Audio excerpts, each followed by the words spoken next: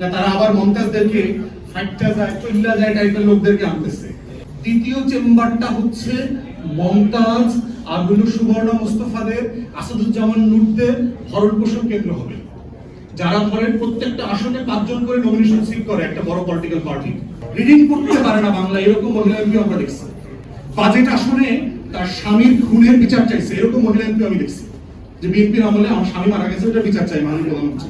যে দুইটা চেম্বার করলে যেটা হবে, দ্বিতীয় চেম্বারটা হচ্ছে মমতাজ আর সুবর্ণা মোস্তফাদের, আসাদুজ্জামান নূরদের ভরণ পোষণ কেন্দ্র হবে, যারা ধরেন প্রত্যেকটা আসনে 5 জন করে নমিনেশন সিট করে একটা বড় পলিটিক্যাল পার্টি। কজনকে নমিনেশন দেবে? 5 কোটি 10 কোটি টেন্ডার হাঁকা যায়, কোরবানির গরুর মতো টেন্ডার হাঁকায় 5 10 20 কোটি যেত, টিকিট তো বেচবে, বেচার পরে তার 4 জন রয়ে গেল। তখন কি করবে? এদেরকে বুঝ দেবে, আচ্ছা তোমাকে বিআইডব্লিউটি এর চেয়ারম্যান বানাই দিব, তোমার প্রতিমন্ত্রী বানাই দিব, তোমার উপরের চেম্বারে নিয়ে যাবো।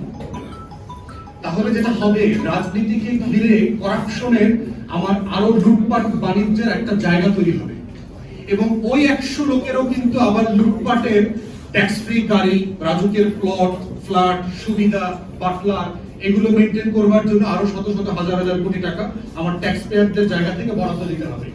তাহলে দ্বিতীয় চেম্বার করবার জন্য আমার যে পলিটিক্যাল ম্যাচুরিটি দরকার, এইটা আমি প্রথম চেম্বারই আসলে করতে পারি। আমাদের দলের পক্ষ থেকে আমরা প্রস্তাব করেছি যে আমাদের এখন সংরক্ষিত আসন আছে শুধু মহিলাদের জন্য এবং 50। আমরা বলেছি এটাকে 100 করে দেন, এবং শুধু মহিলাদের জন্য না, এখানে মহিলা, সিভিল সোসাইটি, পিছিয়ে পড়া জনগোষ্ঠী, মাইনরিটি, উর্দুভাষী বাংলাদেশি, হরিজন কমিউনিটি, পাহাড়ি সবাইকে এখানে আনেন। আমরা এই 100 লোকের পারফরম্যান্স দুইটা সংসদে দেখি, তারা কেমন পারফর্ম করে।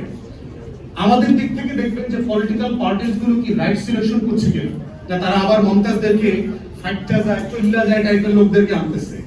আর যদি মনে করে যে না সিরিয়াস ক্যান্ডিডেট আসতেছে এই 100 ভিতরে, আমরা দুইটা সংসদ পরে তখন সেকেন্ড চেম্বারে চলে যাব, যদি এটা ফাংশনাল হয়।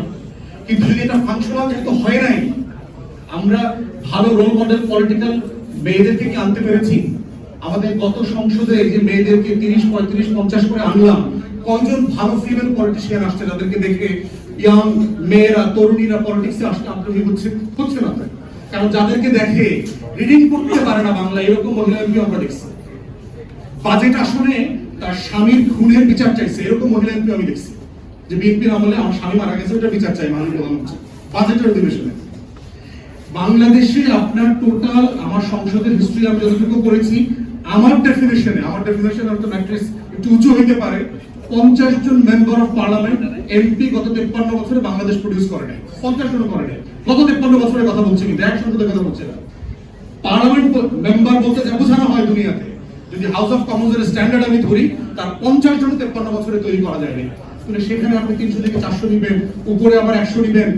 এই যে বিশাল হাতির পাল তৈরি করছেন, এবং এটার জন্য যে হাজার হাজার কোটি টাকা লুটপাটের বাণিজ্য, পলিটিক্যাল পার্টি, সিন্ডিকেটেড করাপশনের স্পেস করে দিচ্ছেন, এটা যেটা করবে, দ্বিতীয় চেম্বার তো হবেই না, বরং যে কারণে আমরা সংস্কার চাই ঠিক তার উল্টা রেজাল্টটা বয়ে নিয়ে আসবে।